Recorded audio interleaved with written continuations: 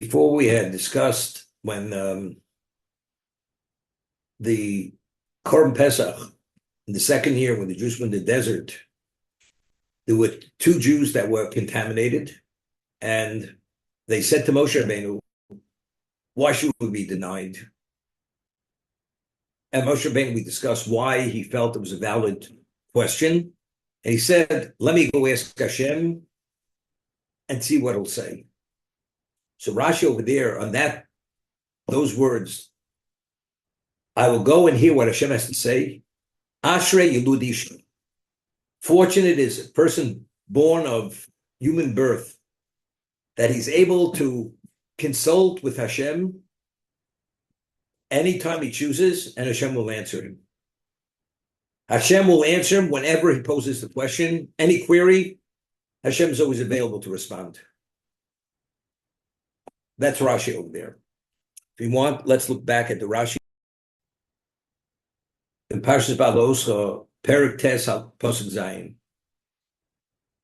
V'yomra anoshim heim elov anachtvim nefesh odom nomini gora levilti hikri v'skorban Hashem b'moado. So v'yom aleim Moshe. In Pasuk Ches, Moshe says to them, Imdu v'eshma ma'itzav Hashem lochem. Wait, and you will hear what Hashem will command you. So Rashi, Omar lehem imdu v'eshma. Ketalmid amuvtach lishmoa mipi rabo. Like a student who's assured that he will hear the answer from his teacher. Ashrei yilud isha shkach muftach. Fortunate is a person of human birth that he has this level of guarantee. Moshe, whenever he wanted to speak with Hashem, Hashem was always available to communicate with him. Okay? So what does that mean? Moshe Rabbeinu was at a level of relationship. Whenever he would have a question, although he's a mortal, whenever he have a question, Hashem would answer the question. Whenever he asked the question, fortunate is a Yuludisha that has this level of guarantee. Whenever he wanted to speak with Hashem, he could. Okay. Now let's talk about the sin of Miriam. Okay. Fast forward, Perikid Beis Posuk Aleph.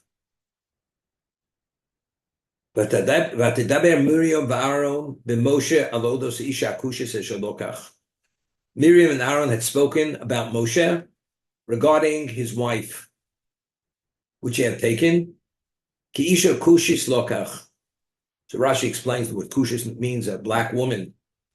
So Rashi, the Chazal explained that Tzipporah had such beauty, just as a black person, you can't deny that he's black. The beauty of Tzipporah was such that you couldn't deny her beauty. That's how definite it wasn't up for valuation. That's Isha Kushis. And what was the claim? So Rashi himself says, Miriam he poskel b'dibur tchilo. She's the one who actually brought this up. Therefore, she's addressed the first one. How did Miriam know that he actually separated from his wife? Meaning, after Sinai, Moshe Rabbeinu separated from his wife, did not engage sexually with her any longer. Rav Nosson Omer, Miriam hoysem zat Tzipporah b'shoshinema l'Moshe eldad umeidad mitznabit b'machne. Miriam was together with Tzipporah, her sister-in-law, when Eldad and Meidad, they were the 70 elders, which the spirit of Moshe was passed on to them, and they were prophesizing in the camp. They became prophets, prophecy at an extensive level. When Tzipporah heard that Eldad and Meidad assumed this level of prophecy, Omro, woe to the wives of these people, now that they're entered into the realm of prophecy, they're going to separate from the wives, as my husband separated from me. So woe to their wives as woe to me. That was the basis how Miriam knew that Moshe Rabbeinu did not engage with his wife from Sinai going forward. Okay? That's how she knew. We'll see in a moment. Miriam, who did not mean in any way to be critical of Moshe. It was just a question. And look to the degree how she was punished. Person's only speaking where it has no constructive value whatsoever, only to belittle another person. How much more severe is speaking negative about that person? Okay? Now, why did Moshe separate from Tzipporah? At pre-Sinai, Jews were told they have to separate it from the wives 3 days. So they should not have the contamination of what? Seminal contamination. Because when they receive the Torah and the Shekhinah directly communicates with them, they have to be in a state of purity. Every Jew. If they would be impure due to the contamination of what we call keri, the semen, they're not qualified for the Shekhinah to speak to them. Okay? After Kabbalah Torah, what did Hashem say to Moshe? Tell them they could go back to the tents, meaning they could go back to the wives. All the Jews, they could go back to the wives of the Kabbalah Torah. But you remain with me. That's what Hashem said to Moshe Rabbeinu. They go back, but you remain with me. What does it mean, you remain with me?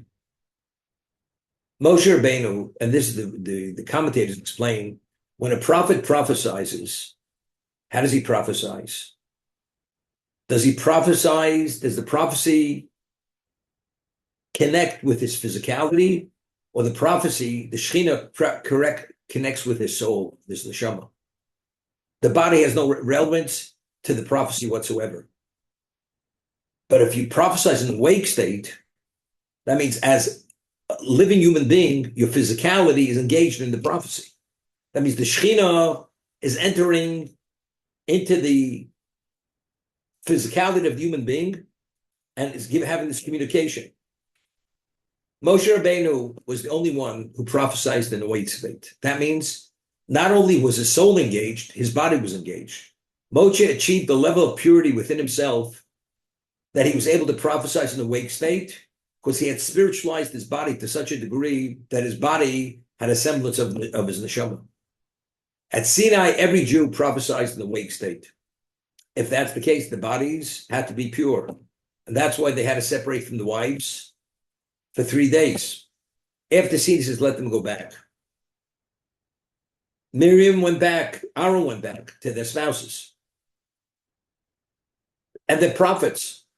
But Miriam, when she prophesizes, in what context does she prophesize? Not ponim el ponim. Not like at Sinai where they prophesize in the wake state. It's in the sleep state. Miriam didn't understand that. We'll see in a moment. That's different. Miriam didn't understand Moshe Rabbeinu's dimension of prophet. He had no choice but to separate, because since he had to be available continuously, on call, that every moment he had to be available for the Shekhinah to communicate with him. If there ever be a time where he engages with his wife, you have to wait minimally till downfall, till nightfall. Even if you go to the mikveh, only after nightfall comes, only then are you pure enough. That's why Moshe had no choice. When Hashem says, Amodi, remain with me, he couldn't go back to Tzipporah. However, Aaron and Miriam, who prophesied in a sleep state, they're not at that level. Even though they're contaminated with seminal contamination, they still are qualified to prophesy, because the prophecies to the soul has nothing to do with the body. Okay?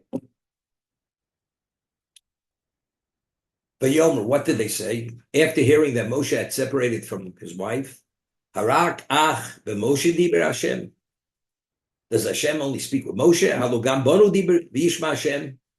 Hashem also communicates, speaks to us, and Hashem heard this. Now, how do we know that Moshe was Anuv Mikol Adam? There was no more humble person who walked the face of the earth than Moshe Rabbeinu. It's this pasuk. Moshe Anuv Mikol Adam. Moshe Rabbeinu was the most humble person who ever lived. From any human being who's on the face of the earth, meaning the history of the world, there was no one ever as humble as Moshe Rabbeinu. Okay?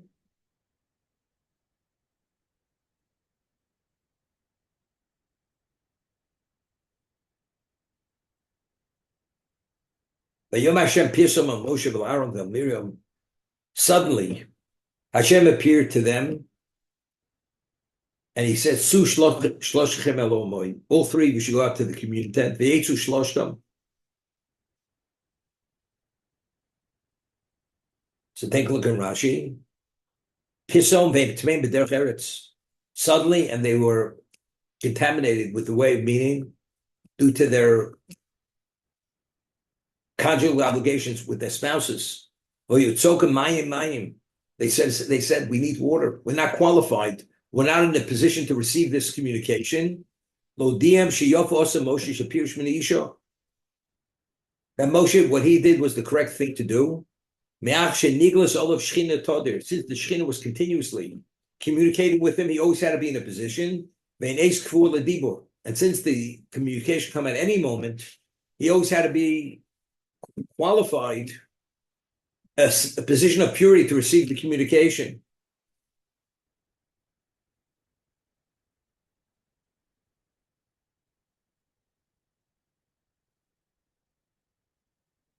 Okay. Vayomer, and Hashem said to them.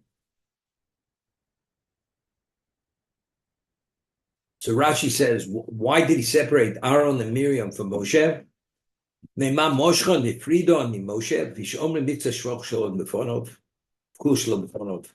you speak about the praises of the person, you only speak partial praises in his presence, but not his presence. You can speak the totality of how special he was. So over here, what did he say?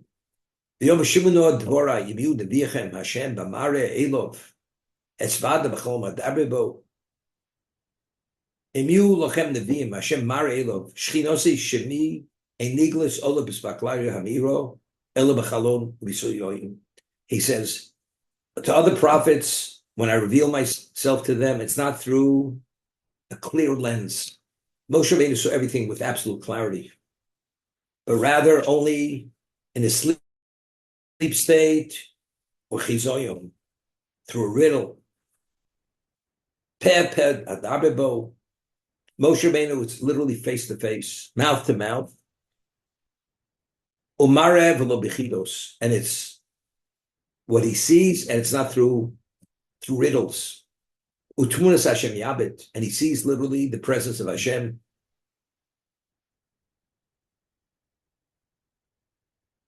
Rashi says, "What's Tmunas Hashem yabit? Zemar achorayim." Hashem revealed to him the back of his head, kavayochol. Rises achorayim. As Hashem said to Moshe, you will see the back of my head, which is the Keshel Tefillin. Moshe. Why would you fearful to speak about Abdi, my servant, Moshe? So Rashi says over here, it doesn't say, Enome Ba'avdi Moshe. Ela Ba'avdi B'Moshe. Firstly, it's Abdi. Secondly, it's Moshe. Ba'avdi Api She'eno Moshe. Firstly, if he's my servant, to the degree that he is, his level of dedication, you have no right to speak to him. B'Moshe afilu ein abdi. Kedai hoyisem lira miponov. He's in a sufficient position that you should have had fear and reverence for him. Koshkim shu avdi. And especially he's my subject, melech, Eved melech melech. If the king takes someone to be his minister, that means when there's any negative statement about him, it's against the king, because if the king took him, evidently he's qualified. There's a basis to that level of love between Hashem and Moshe. And if you say, well, I don't recognize his actions, koshim and Rishon. Okay? As a result of that, so why did Miriam make her statement? Why did she speak out of turn? Because there was an obvious discernment. Firstly, without understanding anything, if Hashem chose Moshe to be his servant, his spokesman, and the most special person. Isn't that obvious that separating from his wife is not a failing? It's not a failing. Because if it's a valid criticism, Hashem wouldn't have that level of relationship with him. So that should have been the immediate takeaway. So evidently she glossed over that. And that's what Hashem is saying. It's an affront to me. If in fact I have that relationship, so how do you even speak negatively, critically about Moshe Rabbeinu? Evidently there's nothing to criticize. Although you may not understand, but there's nothing to criticize. Okay? That's this. But I was bothered by the story of the Pesach Sheini, when the people said with Tomei, and we're not qualified to do the Pesach, he says, just wait, I'll consult with Hashem. Ashrei limud isha, that anytime he wanted to speak with Hashem, Hashem spoke to him. So what does that indicate? That indicates that he cannot be in a contaminated state. If Hashem is always available to speak to him whenever he asks, so if that's the case, he can't be in a contaminated state. He can't engage with his wife. Because if he does engage, that means he has tumas geri. He has the impurity of what? Of semen. So why did Miriam already understand? Because of what already had transpired earlier regarding the Korban Pesach, that Moshe Rabbeinu was in a position that they were not. And therefore Moshe Rabbeinu had no choice but to separate. And that's Atah Po Amodi Modi. At Sinai, they all go back to the families. You have to remain with me. You cannot go back to your wife because you're the one has to be the link, the representation of Klal Yisrael, that whatever has to be communicated, you're always available for that communication. I'm aware, as overhearing Tzipporah's remark, woe to the wives, he separated from me totally. So that's why that activated the criticism of Miriam.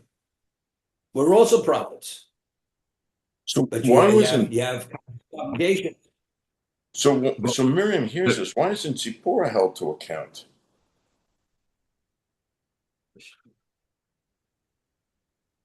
What did Tzipporah do wrong? I'm sorry. So She shouldn't have divulged it. What? She shouldn't have divulged it. no, but to Tzipporah, I'm sorry. Miriam heard from Tzipporah, woe to the prophets and their wives. Yes, from Woe to the Tzipporah. wives of prophets, because my wife separated, my husband have separated me. Their wives, their husbands separate from them. Tzipporah said had that. no idea why. I'm sorry. Tzipporah said that to Miriam. No, Miriam overheard it. When she heard that these two people, where the spirit of Moshe was passed on to them, and they began prophesying, she said, "Woe!" That's her comment. Woe to the wives of these people, because their wives are going to be left all by themselves, as I was left all by myself. Miriam overheard that remark. It's Tzipporah. Just to confirm, Tzipporah said that. Yes. Okay. Tzipporah said that. Why isn't she held to account? What, she should be held to account? She's only speaking about her own plight. She's not criticizing Moshe Rabbeinu. She's denigrating. She's not criticizing. Hashem. She's denigrating Hashem and the relationship. To say woe to the prophets?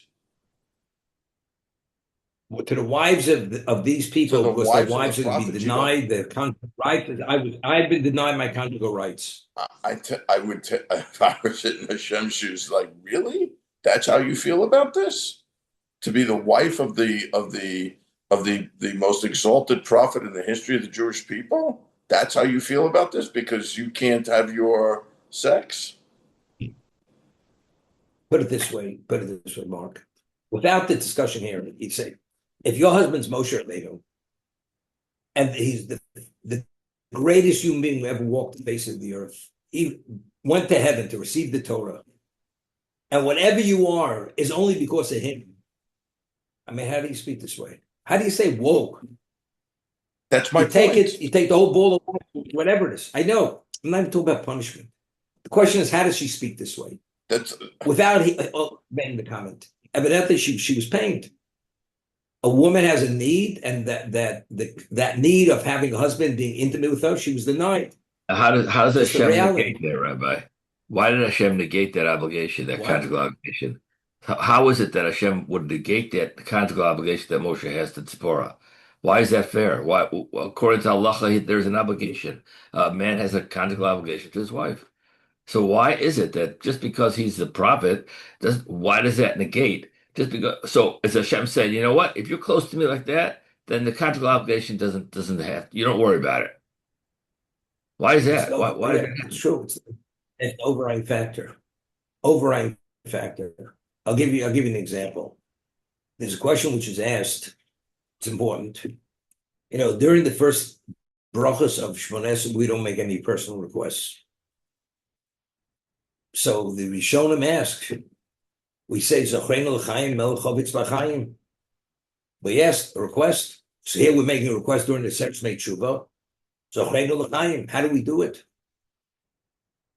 So one of the answers that's given that since during a Sefer Tshuva we stand in din in judgment for life or death.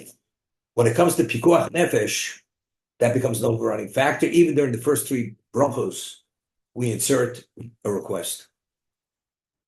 Okay? Moshe Rabbeinu